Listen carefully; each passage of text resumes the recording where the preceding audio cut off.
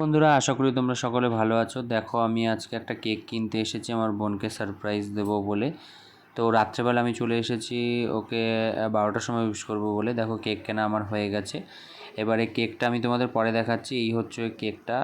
এটা একটা সম্পূর্ণ আলাদা ফ্লেভারের, মানে গ্রিন ম্যাঙ্গো, মানে কাঁচা ম্যাঙ্গোর একটা ফ্লেভার। তো রাত্রেবেলা ওকে 12টার সময় ডাকা হলো। ও খুব খুশি হয়েছে কেকটা দেখে।